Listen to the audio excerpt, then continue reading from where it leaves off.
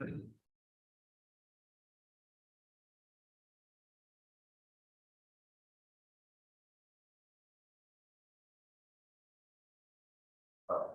evening, Dr. Farah. Am I audible?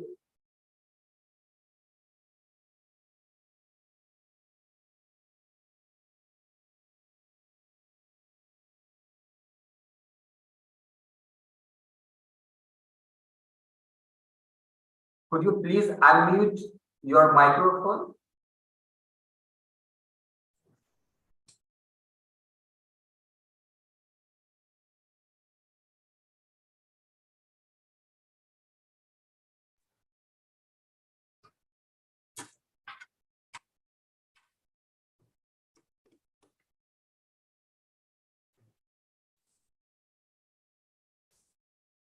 Am I audible, Dr. Nurul? Yeah, you are audible. I have made you a co-host, so you can share your slide. Shall I start now? You just share the slide. We'll see Okay. that whether it is working or not.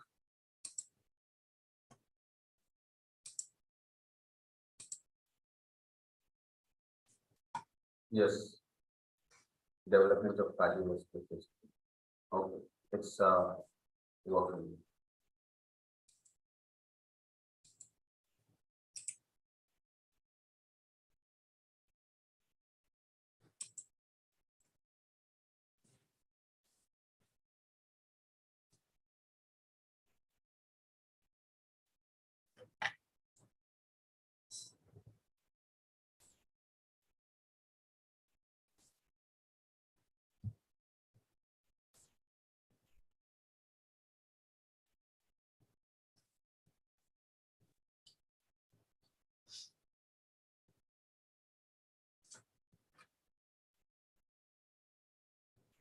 We'll wait for 2 to 3 more minutes. Let the students join in, and then we'll start.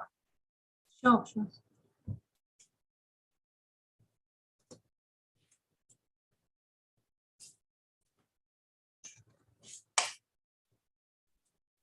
So, Dr. Farah, you are feeling well now?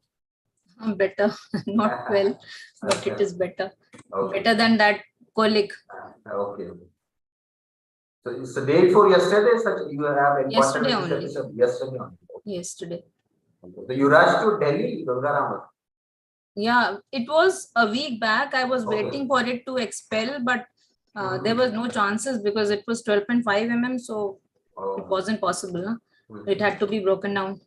Okay. Here, people were planning for PCNL, so I didn't go for that. I went for lithotripsy. Okay. So I had to go to Gangaram because it's not possible here, not in the medical college. And it's very easy and daycare process actually. It's a daycare process, but the xylocaine jelly they applied it, Okay. the effect went off, and it was painful. Yes, of course. So that 30 minutes were quite painful. It was a 30-minute procedure because there were a number of patients and they applied it 2 hours back. So the effect waned off.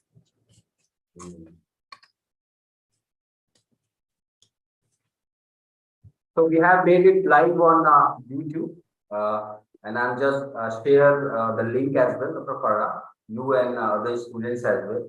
So you will start with your brief introduction because I have given the introduction in my recorded messages to all my students who have registered with that, but it's still because it is going on the records and people who are referring it for their future knowledge and reference. So they have a fair idea that who is their faculty and who is, giving the lecture. So I request you to give a brief introduction so that people have a fair idea. I have to introduce myself. Yes, yes. Okay. So I'm Farah Ghaus. I'm working as professor in the Department of Anatomy at Jawaharlal Nehru Medical College, Aligarh Muslim University, Aligarh. And I have been teaching anatomy for the last more than 20 years. And moreover, I have my own YouTube channel in the name of Ghaus Anatomy Lectures. So if you want to go for development classes, you can very well refer to my channel also. Besides, I'm going to teach you today development of cardiovascular system. And it's a very important system basically. So one should know how the things are changing in the cardiovascular system to give you the adult structure. And for that, you have to go for embryology. So I think embryology is very interesting if you look into the minute details. And it gives you a proper insight into the adult structures also. So embryology, you can say that anatomy is incomplete without embryology. That's all about me. I hope to make you understand the know-hows of cardiovascular system development.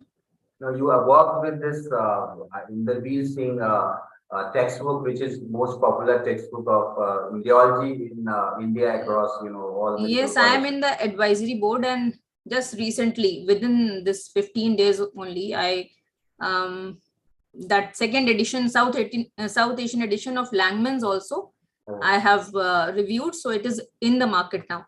So those who are interested in going into the deeper details of embryology, Langman's is the best book. And I have reviewed that also. So you can refer to that also. Along with, there is Brijesh Kumar's histology. So these two books I have reviewed when I was in COVID, and they have been published and out in the market now. Good. So it's 6:05 now. You can start, Dr. Farah.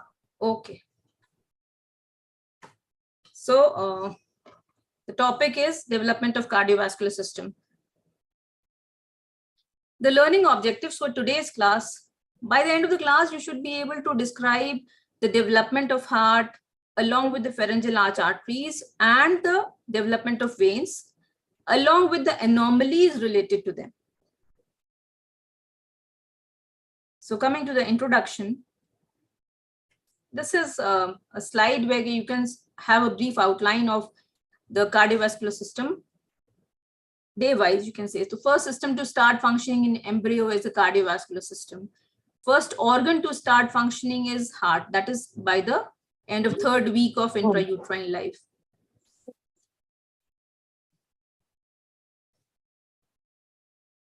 Blood flow begins during fourth week of intrauterine life, and the cardiovascular system entirely is of mesodermal origin, right? The cardiac wall, as you all know, is made up of three layers. From inside to outside, it is endocardium, myocardium, and epicardium. And this endocardium is formed from the primitive heart tube, which is formed in the mesenchyme in the cardiogenic area of the embryo. And the myocardium as well as the epicardium form from the splanchnopleuric mesoderm, which is surrounding the primitive heart tube. So sequence of events which take place in the development of heart. We are just concentrating here on the heart only. Later on, we'll talk about the arteries as well as the veins. So there is appearance of cardiogenic field. Then two endocardial heart tubes are formed. They fuse together and then they form dilatations. And then the cardiac looping takes place. And finally, various chambers of the heart are formed. So this is the embryonic plate, where you can see this is the cranial end and the caudal end, or you can say the cephalic and the caudal end. So when the third week of intrauterine life is there and embryo is not able to meet the nutritional requirements by diffusion only, then this cardiovascular system develops by the end of the third week of intrauterine life. So migration of the cardiac progenitor cells which are lying in the epiblast. If you recall back the second week of development, we have two layered embryonic disc, that is epiblast and hypoblast. Now this epiblast has got primitive streak at its caudal end, and cranially there is procaudal plate. So this cardiac progenitor cells, they position themselves rostral to the buccopharyngeal membrane. Rostral is derived from rostrum. Rostrum is basically beak. So beak is at the cranial end. That is why the buccopharyngeal membrane or the procaudal plate is at the cranial end, which when dissolves forms the future mouth, right? And this cardiac progenitor cells, they lie in the splanchnopleuric extraembryonic mesoderm. When we talk about intraembryonic mesoderm. Intraembryonic mesoderm, by the development of coelom, divides into splanchnopleuric intraembryonic mesoderm and somatopleuric intraembryonic mesoderm. So this cardiac progenital cells are in the splanchnopleuric intraembryonic mesoderm. The blood islands then appear in the mesoderm and they form blood vessels and cells by the process of vasculogenesis. And when differentiation of these cells takes place, it forms islands of cardiac myoblasts. When these islands, they unite together in the form of a U-shaped, U-shaped structure is there, which is responsible for the formation of endocardial tube. Because the intraembryonic coelom is basically responsible for the formation of all the body cavities, that is either pericardial or pleural or peritoneal. So cardiogenic area is in this region, and you will find the pericardial cavity over here along with the two heart tubes. This is a museum model which I've taken so that you can very well make out how the heart tubes are there and they are formed. See, if I explain this model, this is intraembryonic mesoderm. Now this has got notochord in the center that forms the axis of the body. In the human beings, it is responsible for the formation of nucleus pulposus in the intervertebral disc. So by the side of this notochord, there is a mesodermal part that is known as paraaxial mesoderm. By the side, para is by the side, right? Then we have intermediate mesoderm shown in purple color and the lateral plate mesoderm in yellow color. Now this lateral plate mesoderm undergoes cell death and that forms the intraembryonic coelom, which finally gets connected to the extraembryonic coelom. And this is carried cranially, forming a U-shaped structure that is basically forming the heart tubes and the pericardial cavity. So heart is basically mesodermal in origin, which we have already talked about when we were starting the lecture. And this is the folded third week of intrauterine life, where you can see the head fold and the tail fold and the endocardial heart tubes along with the pericardial cavity. This is septum transversum. So on the 19th day, these endocardial tubes fuse with the two primitive aortae, and later on pericardial cavity develops dorsal to the tubes derived from the lateral intraembryonic mesoderm, which I have just talked about. So you can see here there are two heart tubes. They fuse together at the cranial end, and at the caudal end, they are not completely fused, which later on forms the two horns of sinus venosus. So when dilatations appear in this fused heart tube, you will appreciate from cranial to caudal end, there are four dilatations. One is bulbus cordis, then we have primitive ventricle, then we have primitive atrium, and at the end, caudal end, we have sinus venosus. This sinus venosus receives tributaries from the two horns of the sinus venosus. They are right as well as the left horns of sinus venosus. So we can basically call the cranial end, which is the bulbus cordis, as the arterial end, and the caudal end is the venous end. I remember it like this: cranial has got R in it, and arterial also has got R, whereas the caudal has got U and venous also has got U. You can make your own mnemonics or whatever you wish to, like just for making learning easier. Now, a brief outline about the derivatives of different dilatations.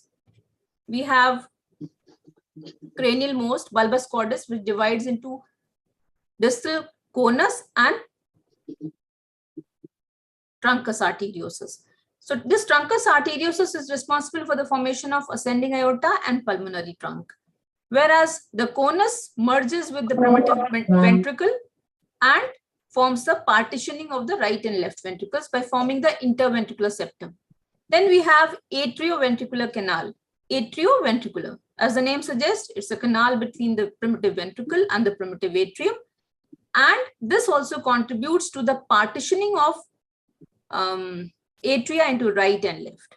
Then the sinus venosus, which has got two horns, and these two horns, again, they receive tributaries of paired structures, that is right common cardinal vein, distalmost, which forms the superior vena cava. Then we have umbilical vein, right umbilical, which normally disappears, and the right Wittline vein, which forms the terminal part of inferior vena cava. Similarly, on the left side also, left horn, majority of the left horn disappears, and whatever is left is responsible for the formation of coronary sinus and oblique vein of right atrium. Then we talk about the cardiac looping. See, these are the two tubes. They, in order to achieve the adult pattern, they have to undergo some change, and that change is in the form of cardiac looping. So heart tube continues to elongate and bend, and the looping starts by day 23 and ends by day 28. There is cephalic end, which bends towards ventral side, caudally, and to the right. So I've written it, video cassette recorder. It was in our times. Maybe you people are not aware of it. So this has become antique to the students right now. But I remember it like this. You can again develop your own mnemonic. And the caudal end is just opposite. It is dorsocranially and to the left. So this is how the looping takes place. Cranial part and the caudal part, and then ventral, caudal, and to the right is the cranial end or cephalic end, and the caudal is opposite to it to give this adult structure. Then we come to the chambers of the heart. Now, how the chambers of the heart are formed? Basically, the heart tube initially is a single lumen, and it is then partitioned with the help of atrioventricular septum, interatrial, interventricular, and aorticopulmonary septums. So coming to the atrioventricular septum. Atrioventricular septum divides atrioventricular canal into right and left. So this is single atrioventricular canal. Can you please mute?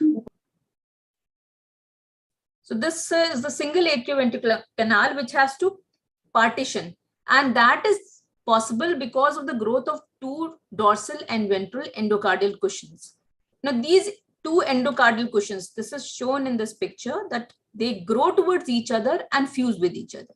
And when they fuse, what happens is there is formation of septum intermedium. That is, this atrioventricular septum has been given the name of septum intermedium, that divides into right and left atrioventricular canal. So this septum is formed by the fusion of two endocardial cushions, which are coming and fusing with each other, dividing the atrioventricular canal into right and left. Right. This is the line diagram I've taken from Inderbir Singh. So initially it is round, and then the dorsal and ventral cushions appear and they fuse with each other, giving the right and left atrioventricular canals. Then there is formation of atria. Before the partition, there is formation of septum spurium. Now septum spurium is basically this flap, right? And it has got two valves, that is right venous valve and the left venous valve, which is enclosing a cavity known as sinoatrial orifice. Now, initially it was a very broad opening into the atria because it was just the tube that has a communication of the atrium with the sinus venosus. It has to narrow down and has to open into the right atrium. So this gets smaller and shrinks to the right side. And finally, this structure is formed, giving rise to a septum that is connected to the roof of the common atrial chamber on the right side. So this is septum spurium, and it is guarded by two valves, right and left venous valves, having the opening of the sinoatrial orifice, means opening of the sinus venosus into the right atrium, right? Then there is formation of interatrial septum. Interatrial septum is basically the partitioning of the common atrial chamber into the right atrium and the left atrium. So this communicates posteriorly with the sinus venosus and antero-inferiorly with the ventricle. So sinus venosus communication we have talked about in the form of sinoatrial orifice having two leaves, right venous valve and the left venous valve. Antero-inferiorly, the connection is with the ventricle. So what happens is, I'll show you the diagram. This is the common atrial chamber. A sickle-shaped fold grows down from the roof of the common atrial chamber in the midline. Okay, and this tries to grow and fuse with the AV canal. See, this is AV cushion, fused AV cushion is here. And this sickle-shaped growth downwards is trying to fuse with the AV cushion. Before the fusion, there is a gap between these two, and that gap has been named as foramen primum, right? And when this fusion takes place, so there's complete partitioning. Now cell death has to occur in it. So what happens in the upper part of this septum primum? Cell death occurs. So what happens when the cell death occurs? There is formation of small cavities. And those cavities, they coalesce together to form a larger cavity, giving rise to an opening. So this becomes foramen secundum. In the Beersing, it is written as foramen secundum, but in Langmans, it is ostium secundum. So this one was the gap between the septum primum and the AV cushion, that is known as foramen primum or ostium primum, and the cell death occurs in the upper part of septum primum, giving rise to the ostium secundum or the foramen secundum. This remains as such. And another crescent-shaped fold grows down from the roof again, but to the right of septum primum. When this is growing down, it does not completely approximate with the septum primum. So there's a gap left and there is oblique cleft that is formed. This oblique cleft is basically known as foramen primum or foramen ovale. Now this foramen ovale at birth closes and there is complete partitioning of the right and left atria. But in certain cases, this foramen ovale remains patent. That is, there is continuous flow of blood from the right atrium to the left atrium. That is the deoxygenated blood. And in certain cases, there is just a patency of the probe. That is, if you pass a probe through it, only the probe will be able to pass. There is no blood flow. That is known as probe patency of foramen ovale. So this is the theory related to the development of interatrial septum and the oval foramen or foramen ovale. The remaining part of the septum primum becomes the valve of oval foramen. That is, if I go back, this becomes valve of oval foramen. Now there is incorporation of sinus venosus into the right atrium. See, we have talked about umbilical vein of the right side, which disappears, but on the left side, it persists. So these show the right and left venous walls, and there is opening of sinus venosus, as I've already talked about. What happens is this right venous wall greatly expands, and this forms the crista terminalis. So the part of the sinus venosus which is absorbed into the right atrium becomes the smooth part of right atrium, whereas the primitive part is the rough part of right atrium. And the demarcation between the two rough and the smooth part, this is the smooth part and this one is the rough part, demarcated by crista terminalis. Fine. Then we have the openings of superior vena cava. Superior vena cava, when I was discussing the right common cardinal vein, it resulted in the formation of superior vena cava. Then there was Wittline vein, terminal part responsible for the formation of inferior vena cava, and opening of the coronary sinus is formed by the absorption of left horn and left remaining part of the common cardinal vein, forming the coronary sinus and oblique vein of right atrium. So this is how they get incorporated, and various openings you can see in the smooth part of right atrium. Left venous wall remains and fuses to the atrial septum, that is interatrial septum. So this is how the Wittline common cardinal, left common cardinal, left horn of sinus venosus, they get absorbed. It's like a funnel which gets absorbed and forms the smooth part of right atrium. So this is how the absorption and final structure is formed by the absorption of sinus venosus, both the horns.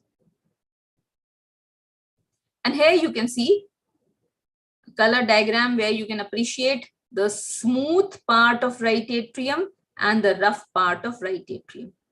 So the right atrium as a whole is derived from the right half of the primitive atrium, sinus venosus, and the right half of atrioventricular canal.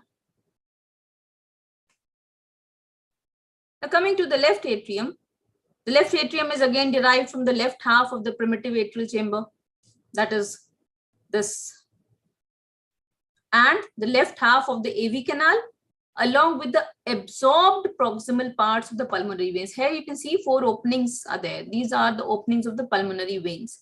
So these openings together, they form the smooth part of left atrium. So how they get absorbed?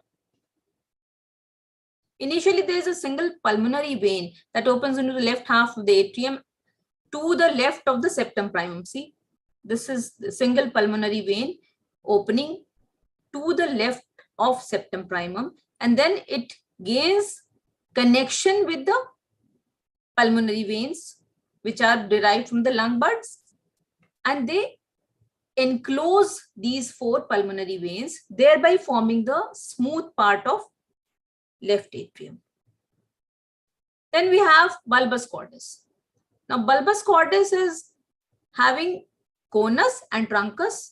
That was the cranial most dilatation, which divided into cranial, truncus, and caudal conus. So there is union of right superior and left inferior truncus swellings, and the spiral septum is formed in this. Now this spiral septum is responsible for the spiral arrangement of the pulmonary trunk and the aorta. So here you can see this is aortic opening and the pulmonary trunk because of the spiral septum present in it. Then we have the interventricular septum development. This is the bulboventricular cavity, and it consists of primitive ventricle that communicates with the atria and the AV canals. These AV canals are in the form of 2 cushions, dorsal and ventral, which are fused to form the partitioning. And there is conical upper part that communicates with the truncus arteriosus. So the spiral septum we have talked about in the bulbous cordis, and there are right and left bulbar ridges. These right and left bulbar ridges, they come together in the midline and fuse with each other. Simultaneously, they grow downwards also to reach the interventricular septum. Now this interventricular septum grows upwards. If you see the section, you will appreciate that interventricular septum is growing from the floor of the common ventricular chamber. As we have seen in the common atrial chamber, septum was growing from the roof.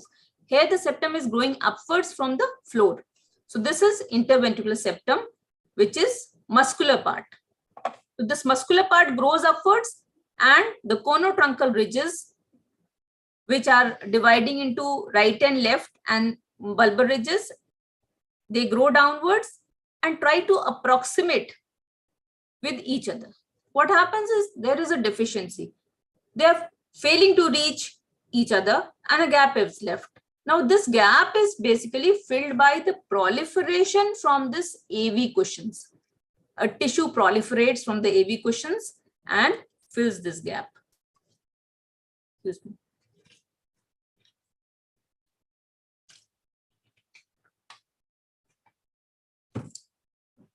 So this deficiency is filled by the proliferation from the AV cushion, thereby forming the complete partition between the right and left ventricles. That is how the interventricular septum is formed. This is how the pattern is shown.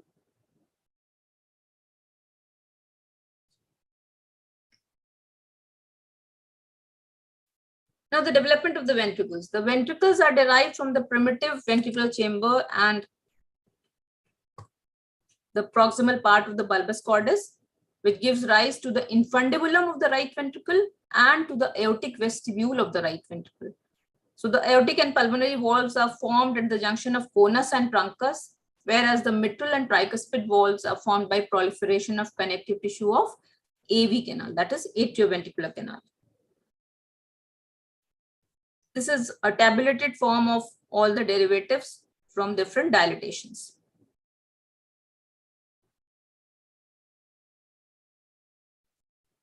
Coming to the congenital anomalies of heart. The anomalies could be of position. Position is when we talk about dextrocardia. This is a very common word you must have heard across, where the chambers and vessels are reversed from side to side. And there could be situs inversus also. Situs inversus is when all organs of the body are displaced from their normal position. It may or may not be associated with dextrocardia. And there is heterotaxy also. So this is mirror image dextrocardia. This is normal heart and this is mirror image. Another term is ectopia cordis. Now ectopia cordis is when the heart lies exposed on the front and can be seen from the outside due to defective development of the chest wall. This is a case of dextrocardia where you can see that heart is lying exposed because of the defective development. Then there are septum defects also. Interatrial septum defects could be ostium primum defect. Ostium primum when the septum primum failed to reach the AV cushion, then it is ostium primum defect or foramen primum defect. Ostium secundum also could be there when the ostium secundum fails to go. Patent foramen ovale, which I have already told you, or there could be propatency of foramen ovale. Ostium secundum is basically formed by excessive resorption of the septum primum. And there is absence of septum secundum. Then there could be atrial septal defect because of the septum primum not fusing. Common atrial chamber could be there. That is, the atria fail to partition. Interatrial septum is not formed. In that case, it is known as cor trilocular biventricular. That is, three-chambered heart is there. Ventricles are partitioned, but there is common atrial chamber. So that term is known as cor trilocular biventricular. Then we talk about the interventricular septal defects. They could be either in the membranous part, bulbar ridges, and muscular part is growing upwards from the floor. So you can have cor bilocular, it is two-chambered heart. There is no partitioning either in the atria or in the ventricle. Cor trilocular could be three-chambered heart, where the atria have partitioned, but the ventricle is not partitioned. And cor trilocular biventricular, trilocular, three locules are there. That is, common atrial chamber is there, but ventricles have partitioned. So this is how you can see the cor trilocular biventricular. Whereas cor trilocular is partitioning of the right and left atria, but single ventricle is there. Then there could be persistent truncus arteriosus. The conotruncal ridges, they fail to fuse and descend towards ventricle. So there is right to left shunting resulting in cyanosis, and there is this defect is known as membranous ventricular septal defect. Now, another very important anomaly is Fallot's tetralogy. So Fallot was a scientist, and on his name, this Fallot's tetralogy has been coined. So this anomaly is because of the abnormality of the conotruncal region. There is unequal division of the conus resulting from anterior displacement of the conotruncal septum. Conotruncal septum was the right and left bulbar ridges and the spiral septum. Okay, so there is unequal division. Instead of partitioning in the center, one side is thicker and another side is thinner. That results in 4 anomalies. That is why it is known as tetralogy. Okay, so first and foremost is interventricular septal defect. So this is interventricular septal defect. Complete partitioning is not there. And because of the unequal division of the conotruncal region, what happens is pulmonary trunk is narrowed down. So there is stenosis of the pulmonary trunk, and aorta is overriding the interventricular septum. Now, because of this pulmonary stenosis, there is back pressure change resulting in the hypertrophy of the right ventricular wall. So these 4 defects are because of the unequal division of the conus. When the conus is unequal, displacement is there. So septum causes pulmonary stenosis and broader aorta. And this aorta overrides the interventricular septal defect. That is how tetralogy of Fallot is there. Then there could be transposition of great vessels. Instead of getting spiral, they just divide simply. Means there is no spiraling. It runs straight downwards, resulting in aorta from the right ventricle and pulmonary trunk from the left ventricle. This is how you can see the transposition of great vessels. And this is how the pericardial cavity is formed.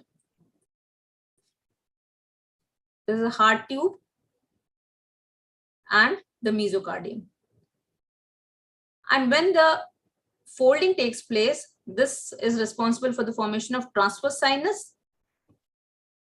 See, this is transverse sinus between the truncus arteriosus and the sinus venosus. Truncus arteriosus and the sinus venosus over here. So this is transverse sinus.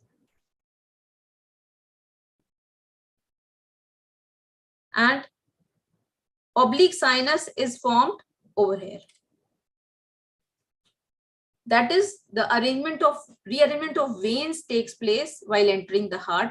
And you can see that these are the right pulmonary veins, left pulmonary veins, and this is the oblique sinus. So that was about the heart. Coming to the pharyngeal arch arteries.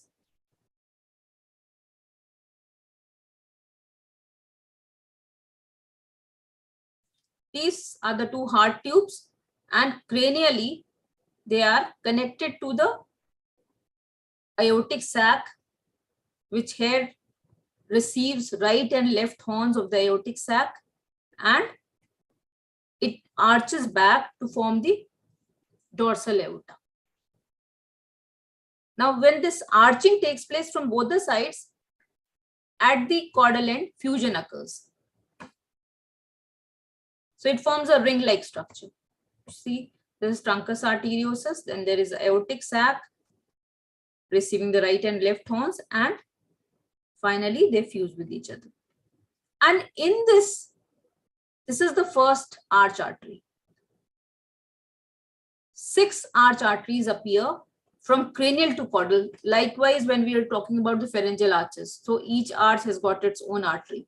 So they are numbered as first, second, third, fourth, and sixth, because the 5th one is retrogress. Pharyngeal arch 5th is retrogress. That is why the artery is also not there.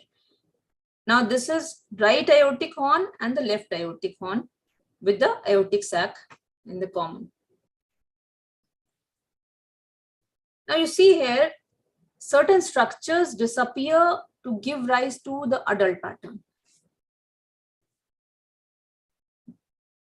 first, second, third, fourth, sixth. They're shown in different colors so that you can make out. So this one is dorsal aorta and this one is ventral aorta, right?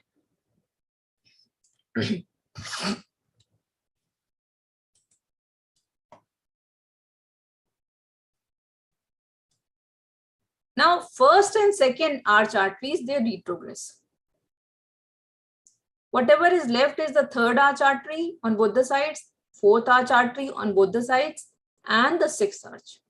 So first, second, also they later on retrogress.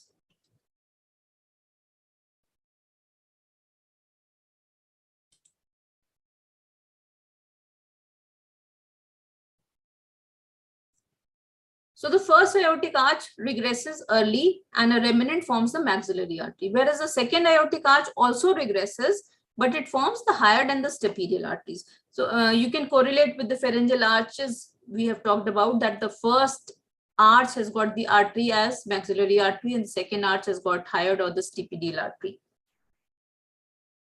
Now, third arch is the one that is contributing to the formation of common carotids. See,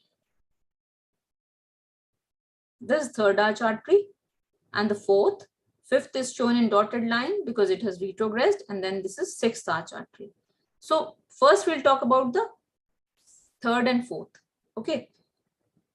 Now third arch contributes to the formation of common carotid arteries bilaterally, means right common carotid and the left common carotid. And third arch gives rise to a bud cranially, which forms the external carotid. So this bud is gaining connection to the third arch artery at its cranial end, and because it has come from outside source, it is known as external carotid artery. Now the fourth aortic arch, right side of the fourth aortic arch, completely forms the right subclavian artery along with the seventh cervical intersegmental. See what happens at the level of the fourth aortic arch arteries. On both the sides, seven cervical intersegmental arteries they join. So on the right side, along with the right subclavian and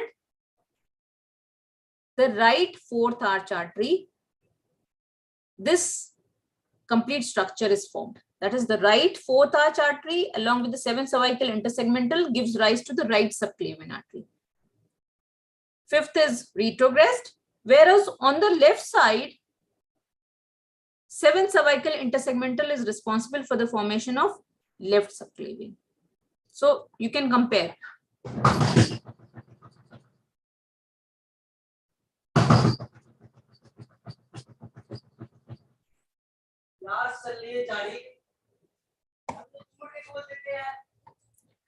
So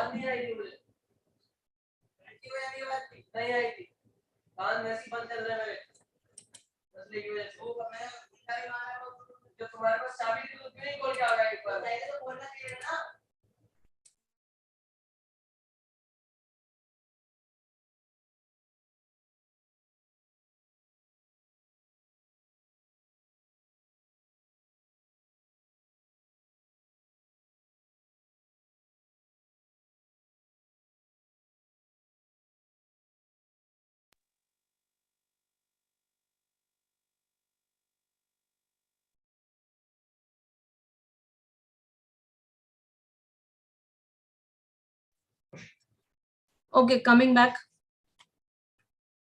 Fourth arch artery on the right side, along with the right seventh cervical intersegmental, is responsible for the formation of right subclavian, whereas on the left side, it is just the seventh cervical intersegmental that is responsible for the formation of left subclavian artery.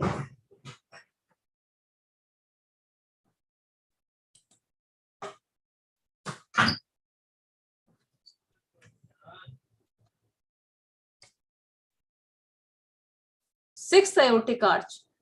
This right and left, they form pulmonary trunk along with the pulmonary arteries. So left ventral arch contributes to the formation of pulmonary trunk, whereas the right dorsal arch regresses. The left dorsal arch also forms the ductus arteriosus. So you can see here on the right side, the portion of the sixth arch artery distal to the attachment of lung bud regresses. Whereas on the left side, portion of the sixth arch, which is distal to the lung bud, persists and forms the ductus arteriosus. And this later on converts to ligamentum arteriosum after birth. So you can make out how different structures are formed. This is just a diagram to show you how different derivatives are there. This is left pulmonary artery, the pulmonary trunk having the right and the left pulmonary artery. This one is the ductus arteriosus from the sixth arch artery. Third and fourth are responsible for the formation of common carotids, brachiocephalics, along with the right and left subclavians. So coming to the arch of aorta, it develops from three parts. Proximal part that is formed from the, see, this is the proximal part which forms the left part of the aortic sac. Then there is middle part which is from the fourth aortic arch, left fourth. This is arch of aorta basically. And this becomes the descending aorta. So proximal part is the left part of the aortic sac. Middle part is a left fourth aortic arch. That is left fourth aortic arch is formed from the fourth arch artery. And the distal part is between the left fourth and the sixth arches. So this portion is arch of aorta. Subclavian artery, I've already told you, it is from the right as well as the left fourth aortic arch arteries.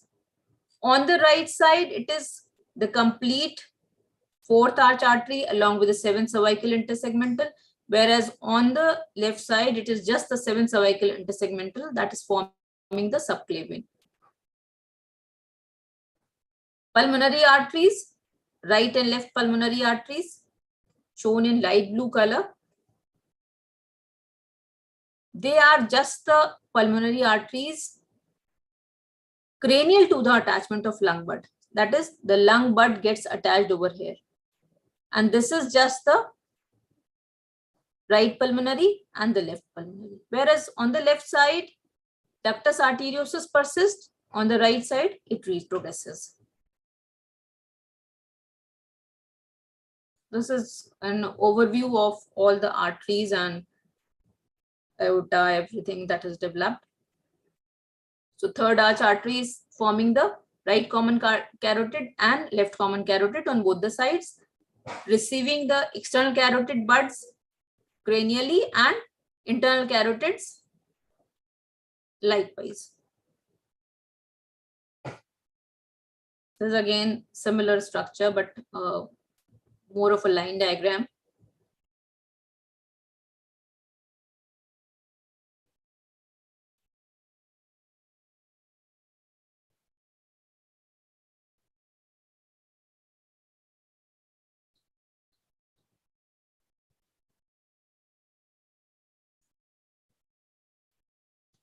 Now coming to the anomalies of the aortic arch arteries, there might be common origin of brachiocephalic and left common carotid. See, the brachiocephalic is arising from the right horn of the aortic sac. So there could be common origin of brachiocephalic with the left common carotid. There could be origin of left common carotid from the brachiocephalic, and there could be aberrant right subclavian artery. Anomalous origin of vertebral artery is another anomaly, and there is patent ductus arteriosus. That is, the ductus arteriosus may remain patent even after birth. So abnormal origin of the right subclavian artery. That is when the artery is formed by the distal portion of the right dorsal aorta and the seventh intersegmental artery. The right fourth aortic arch and the proximal part of the right dorsal aorta are obliterated. Also, the origin of the abnormal right subclavian artery finally settles just below that of the left subclavian. See, this is a picture showing you the aberrant right subclavian artery.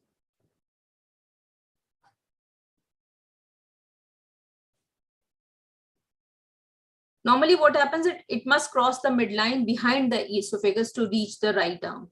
But this usually is not causing problems with swallowing or breathing because neither the esophagus nor the trachea is severely compressed. But when there is a persistence of the right dorsal aorta also, then the compression symptoms might occur.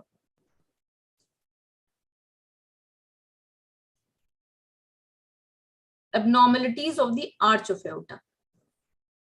There could be truncus arteriosus, coarctation is narrowing. There could be interrupted aortic arch, means a part of the aortic arch is missing or retrogressed, so there is no passage. Right-sided aortic arch may also be there.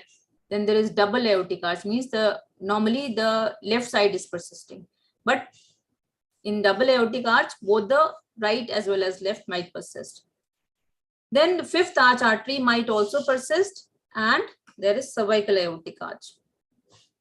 So the patent ductus arteriosus is present in premature infants, almost 8 in 10,000 births.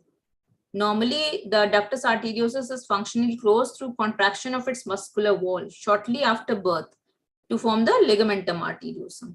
And then the intimal proliferation, that is tunica intima, proliferates in 1 to 3 months. Another condition is coarctation of aorta. It occurs in almost 3.2 to 4 in 10,000 births. Aortic lumen below the origin of the left subclavian artery is significantly narrowed. See, this is coarctation of aorta. It could be preductal or postductal. Preductal means before the ductus arteriosus. This one is preductal, and postductus is beyond the ductus arteriosus. And in this case, postductal is more common and the channel is usually obliterated. You can see here the double aortic arch, which I was talking about. Interrupted aortic arch. This is caused by obliteration of the fourth aortic arch on the left side. It is frequently combined with an abnormal origin of right subclavian artery. So right subclavian artery के साथ ये combine कर जाता है, and ductus arteriosus in this case remains open. So the descending aorta and the subclavian arteries are supplied with low blood oxygen. And the aortic trunk is also supplying the two common carotids. So this is patent ductus. So this is a summary how the various arteries are derived. Brachiocephalic arises from the right horn of the aortic sac. Right common carotid is arising from the right third aortic arch. And the internal carotids from the right third aortic arch. Whereas the left external carotid and the right external carotid, they are arising from the cranial bud that joins the third arch artery cranially. I've told you how the left subclavian is forming from the left 7 cervical intersegmental, whereas the right subclavian arises from the right 4th arch proximally and the right 7th intersegmental distally. Right external carotid from the cranial bud and the left internal carotid from the left third arch, whereas the left external carotid again from the external bud. Then we come to the development of veins. In the 5th week, 3 major pairs of veins can be distinguished. When we talked about the sinus venosus receiving tributaries in the form of 3 paired veins, those veins are the ones we are going to discuss here. So the Wittline veins, also known as omphalomyxenteric veins, they carry blood from the yolk sac to the sinus venosus. Umbilical veins carry oxygenated blood to the embryo, and the cardinal veins drain the body of the embryo proper.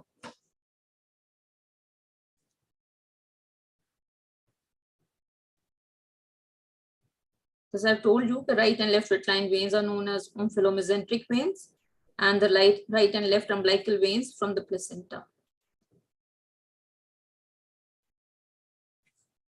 The visceral veins, they undergo changes. The appearance of hepatic bud in septum transversum. Septum transversum, when we started the lecture, I told you about the head and tail folding. It was septum transversum near the pericardial cavity. So this septum transversum divides, and the Wittline veins can be divided into three parts: intrahepatic, infrahepatic, and suprahepatic. Hepatic is related to the liver. So what happens is, with the development of the liver in the septum transversum is helping in the formation of liver. The proximal parts of the umbilical and Wittline veins, they broke up into numerous small channels that forms the sinusoids of the liver. And these sinusoids drain the sinus venosus, whereas the persisting terminal parts of the Wittline veins are known as right and left hepatocardic channels. So proximal parts of the umbilical veins, they lose their connection with the sinus venosus. You can see here in the diagram. This is the left common cardinal vein, umbilical, right and left, and the Wittline veins present around the gut. That is, the duodenum part is shown here.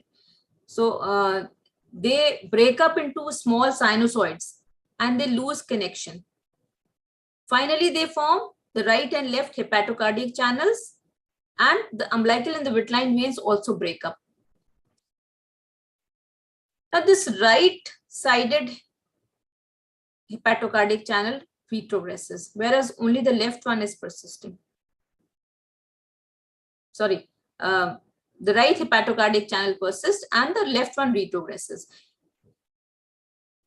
Now, these umbilical and the Wittline veins, they lose connection with the hepatocardic channels, and the arrangement is such that a direct channel is formed between the left umbilical vein and the right hepatocardic channel. Now, this right hepatocardic channel is responsible for the formation of terminal part of inferior vena cava. So this terminal part of inferior vena cava is gaining connection to the left umbilical vein through the portal vein. When these changes are taking place, at the same time, two Wittline veins, they convert themselves in such a manner by the arrangement of three transverse anastomosis that they form the portal vein. So what happens here is three transverse anastomosis are formed.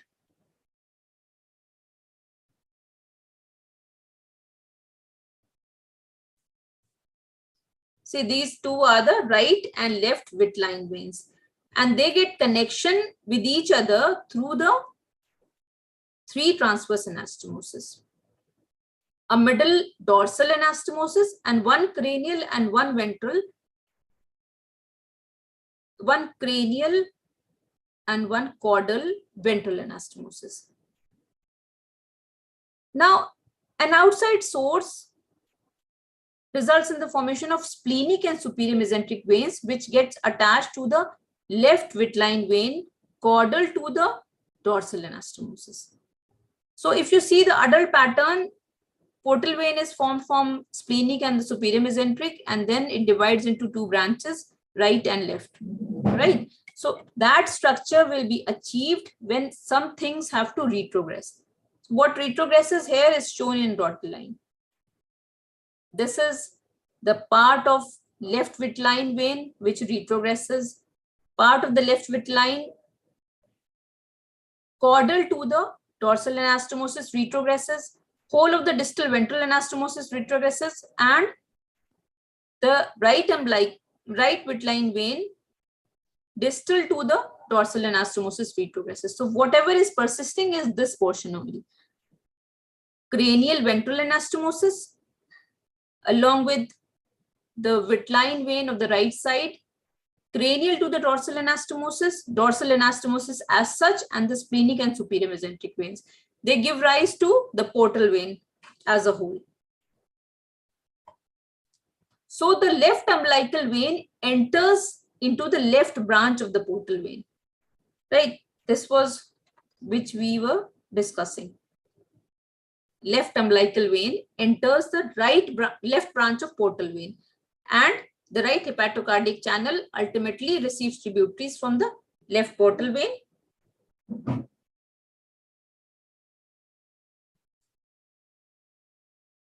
And this is how the arrangement is. So this right hepatocardiac channel is connected in the form of terminal part of inferior vena cava, and it gains connection to the left branch of the portal vein in the form of ductus venosus. Then there are cardinal veins. Cardinal veins are the common cardinals, giving rise to anterior cardinals and posterior cardinals. Anterior cardinals are the one which drain the upper part of the embryo, and the posterior cardinals are the one which drain the lower part of the embryo. When we talk about the superior vena cava, that is the upper part, which we were talking about, is from the anterior cardinals. So the right common cardinal, you can see here, this is the right common cardinal and the left common cardinal. These two cardinals, they receive anterior cardinals and the posterior cardinals. And in order to form superior vena cava, what happens is there is a transverse anastomosis developing from the right and left anterior cardinals in such a manner that blood from the left side of the heart or left side is drained to the right side, because the right side is the venous side. So everything has to drain out towards the right side. So this transverse anastomosis as such is responsible for the formation of,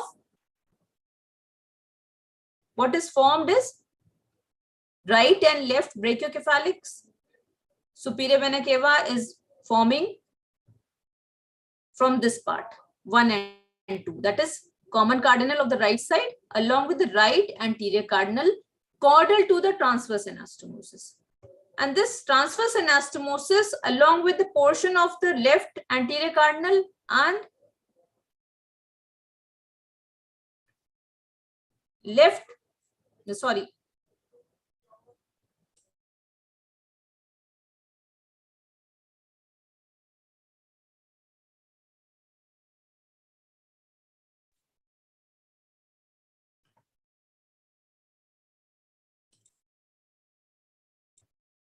in this picture, you can very well understand how the right common cardinal and the left common cardinals are there, and they receive right anterior cardinal, right posterior cardinal, along with the left anterior cardinal and left posterior cardinal. Transverse anastomosis establishes between the right and left anterior cardinals to help drain the blood from the left side to the right side.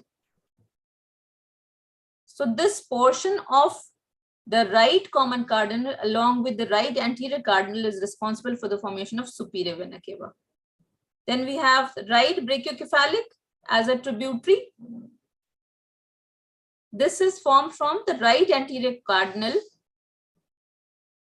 distal to the attachment of right external jugular. Transverse anastomosis along with the portion of left anterior cardinal is responsible for the formation of left brachiocephalic, and rest of the structures are formed, the cranial parts are responsible for the formation of internal jugulars, the right as well as of the left side. This is the theory part.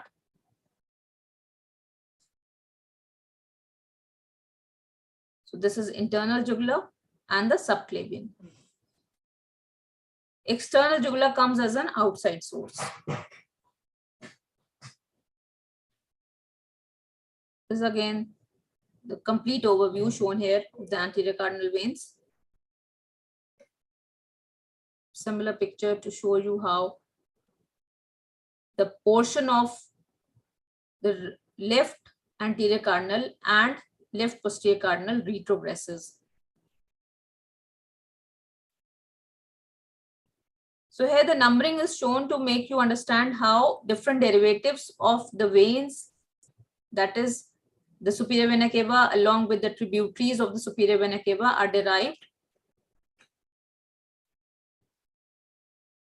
Again, this is the same picture.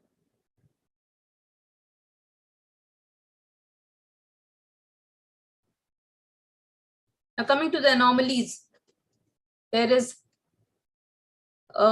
condition known as left superior vena cava. Left superior vena cava is when there is persistence of left anterior cardinal and the right anterior cardinal retrogresses.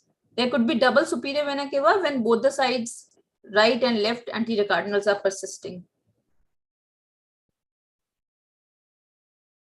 Now, in the 5th to 7th week, additional veins are formed. They are known as subcardinals, sacrocardinals, draining the lower extremities, subcardinals draining the kidneys, and supracardinals drain the body wall. These are related to the formation of inferior vena cava. That is why I'm telling you here, we'll continue with the formation of inferior vena cava. See, this is how the inferior vena cava is formed. So inferior vena cava is basically formed by the posterior cardinal veins along with the subcardinals, supracardinals, and their anastomosis.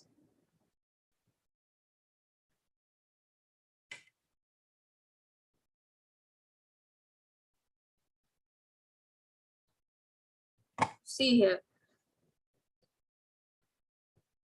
These are the posterior cardinal veins on both the sides, left and right, and they receive tributaries from the common iliacs, that is internal iliac and the external iliac, which ultimately drains into the common iliac and ultimately into the inferior vena cava.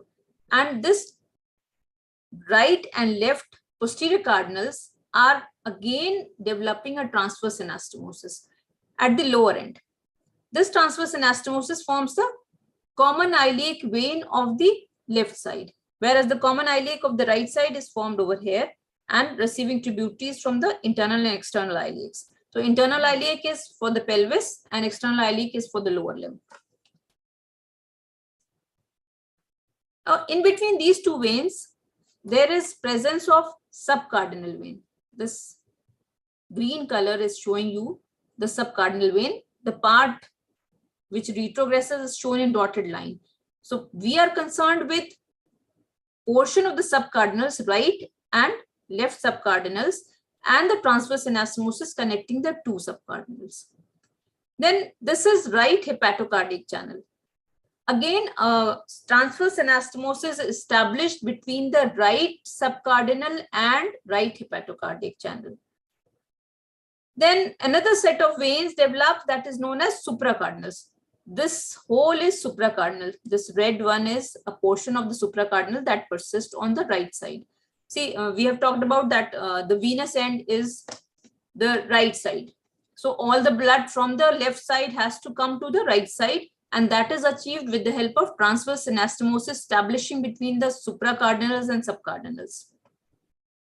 So this is how the supracardinal vein of the right side and the left side is there. Now, a transverse anastomosis establishes between the subcardinal and supracardinal, known as subcardinal supracardinal anastomosis. And the supracardinal gains connection with the posterior cardinal of the right side. So whatever is persisting is responsible for the formation of inferior vena cava. This portion of the right posterior cardinal along with the transverse anastomosis and the distal most part of the left posterior cardinal persist, forming the common iliacs and the external and internal iliacs. Now they have to gain connection to the right hepatocardiac channel because the right hepatocardiac channel is responsible for the formation of terminal part of inferior vena cava.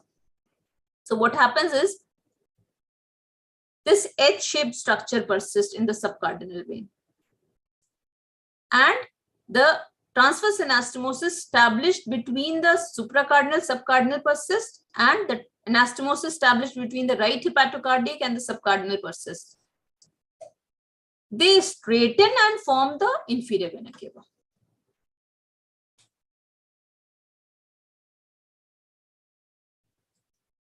So inferior vena cava is basically comprised of 6 components. It is derived from the lowest part of the right posterior cardinal and the anastomosis between 2 posterior cardinals. This one in blue, it straightens. Lowest part of right supracardinal. Right supracardinal here. Then right supracardinal, subcardinal anastomosis. Right subcardinal vein. Subcardinal hepatocardiac anastomosis and right hepatocardiac channel. So these are the 6 components of the inferior vena cava which help in the formation of inferior vena cava finally. The portion of the H is left. Now this H is very important because this H is helping in the formation of renals, suprarenals and gonadals.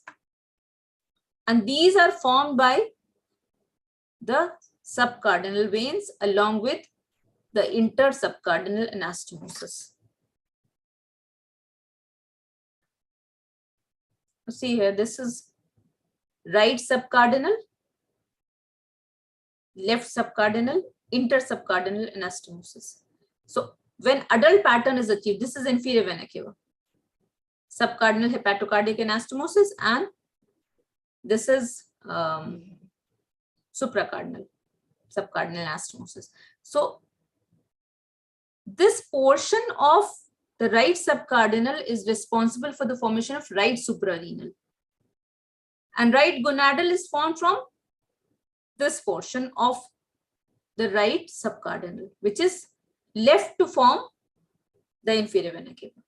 Whereas on the left side, renal vein is through and through this transverse subcardinal anastomosis along with the subcardinal of the left side.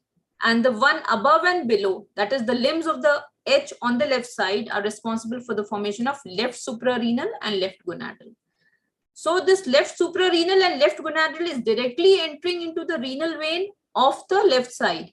Whereas on the right side, right suprarenal and right gonadal are entering into the inferior vena cava directly. So this is the basic difference between the right suprarenal, right gonadal and left suprarenal and left gonadal.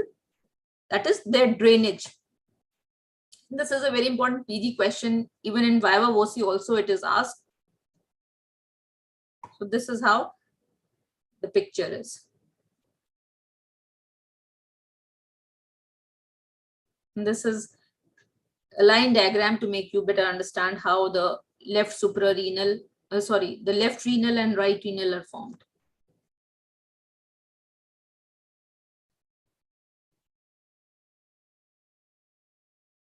This is a chart showing you the different derivatives.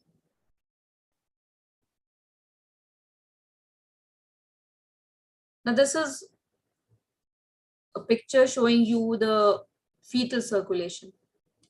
This is human adult, where you can find the right atrium emptying into the right ventricle, and through the right ventricle it is going through the pulmonary trunk to the right and left lungs, purifies there and comes back through the pulmonary veins into the left atrium. From the left atrium it goes to the left ventricle and then distributes to the upper part of the body and the lower part of the body. And then the purification channel is back to the right atrium to the superior inferior vena cava. This is the adult pattern. But in fetal circulation, the difference is basically over here. Placenta is responsible for the oxygenated blood through the umbilical veins. It goes into the liver, through the ductus venosus, joins the inferior vena cava, and this inferior vena cava enters into the right atrium. Then from the brain and upper limbs, blood is coming through the superior vena cava into the right atrium. But the pressure of the blood is such that from the inferior vena cava, highly oxygenated blood through the foramen ovale enters the left atrium. And again, the mixing of the blood from the lungs that is coming through the pulmonary veins takes place in the left atrium. It goes to the left ventricle, and from the left ventricle, it supplies the upper part of the body, that is brain and the upper limbs. So that is highly oxygenated blood. But when the mixing takes place at the level of ductus arteriosus, you recall ductus arteriosus, that was the remnant of the sixth arch artery that was developing beyond the lung bud. So this ductus arteriosus allows the mixing of blood over here, and again this impure blood is going to the placenta for purification, and through the aorta is mildly oxygenated blood is supplied to the lower part of body. So both these lower part of body and placenta, so this deoxygenated blood is going to the inferior vena cava along with the highly oxygenated blood getting mixed up, and because of this highly oxygenated blood, again the cycle is completed and it goes back to the right atrium. But because of the obliquity of the foramen ovale, high pressure, highly oxygenated blood enters the left atrium through the foramen ovale. So this is how the circulation in the fetus and in the adults is different. This I've already told you. Now, the changes which take place in the circulation at birth.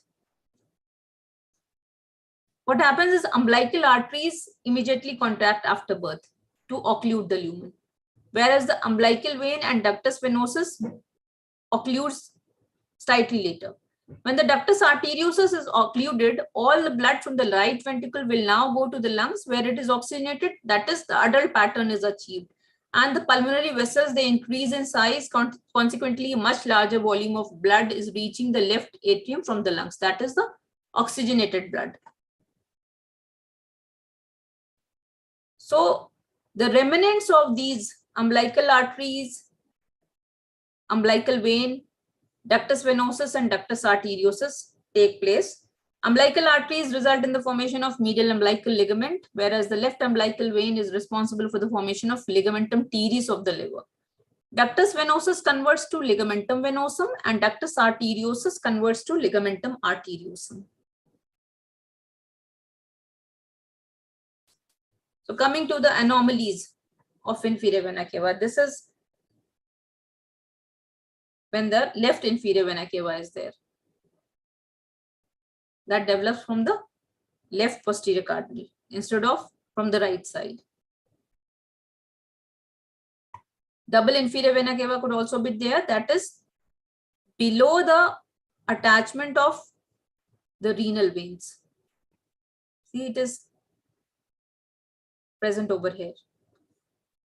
Absent inferior vena cava. When the inferior vena cava is absent, then the drainage is through a communication with the azygous vein. Entire inferior vena cava may also be absent. Now coming to the MCQs.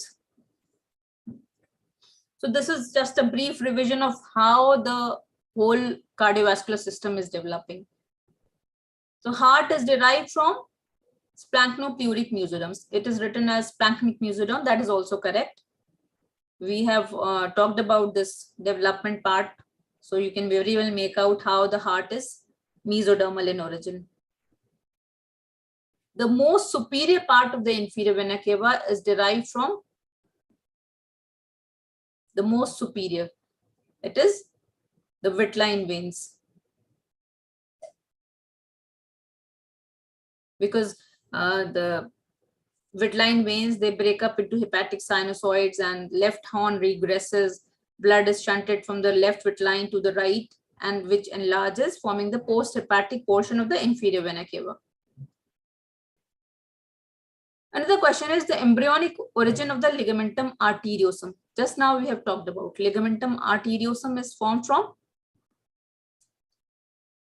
if you go back, you can very well see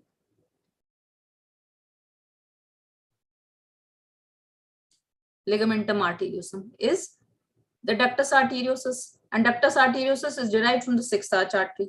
So you can make out sixth arch artery is the correct answer.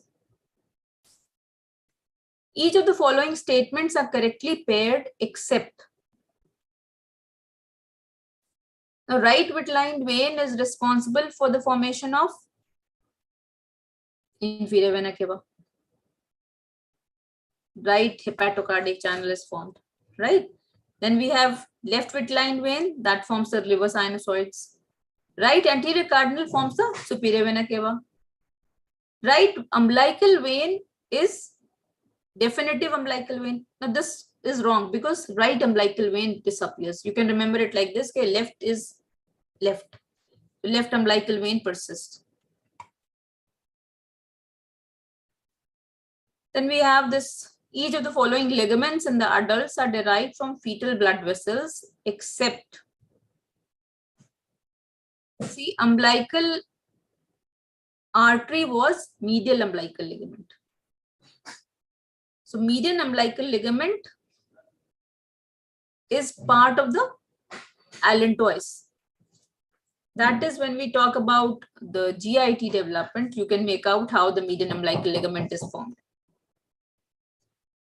Now the sinus venosus has got right horn which persists in the adult as coronary sinus. So this is wrong. Left venous valve which develops into the valve of the coronary sinus. Again, this is wrong. Left venous valve fuses with the septum secundum. So C is forms a smooth walled portion of the adult right atrium. This is correct because sinus venosus is responsible for the formation of smooth part of the right atrium. Then this ostium secundum defect. Ostium secundum was, what was ostium secundum? Upper portion of the septum primum that undergoes cell death. So it is characterized by a large opening between right and left atria, may be caused by excessive resorption of septum primum, may be caused by inadequate development of septum secundum and intracardiac shunting. So all of the above are correct. Ostium secundum is excessive resorption, and because of this there is large opening between the right and left atria, and that is caused by inadequate development of septum secundum. So intracardiac shunting is also there. In the next question, we have in the development of heart, coronary sinus is formed from the left horn of the sinus venosus. So this is correct. Although we can read out remaining options also. The oblique vein of left atrium is formed from the left posterior cardinal. So left posterior cardinal se nahi banti hai. Coronary sinus and oblique vein of the left atrium are formed from the absorption of left horn of the sinus venosus. Wall of the coronary sinus is formed from the left sinus wall. All these options are not correct. Only the first one is correct. The mesenchymal cells which aggregate to form blood islands are called angioblasts. Blood islands, angioblast. ठीक है? Fibroblast, mesoblast, ये सब options नहीं है. Angioblasts are cells that are forming the blood islands, and they develop into blood cells and endothelium of the blood vessels. So this early blood cell and blood vessel formation occurs first in the extraembryonic mesoderm of the yolk sac, chorion, and the connecting stalk. That is all about general embryology. So you have to be very well aware of the general embryology portion also in order to understand how the questions are coming. Now there is, after folding of the head region, the structure lying just caudal to the pericardial cavity is the septum transversum. That is responsible for the formation of liver also. So that is all about the development of cardiovascular system and some of the MCQs that will help you to study for your NEET PG. Although they were not all, but if you study the cardiovascular system as a whole, you can very well make out how the MCQs are presented and you can answer them. Thank you.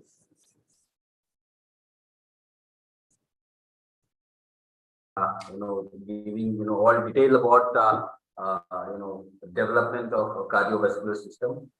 We have few students who join and somehow their connectivity might be an issue, so they dropped and all. There is a one Dr.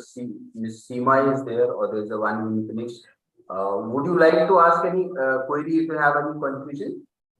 You can unmute and you ask the question.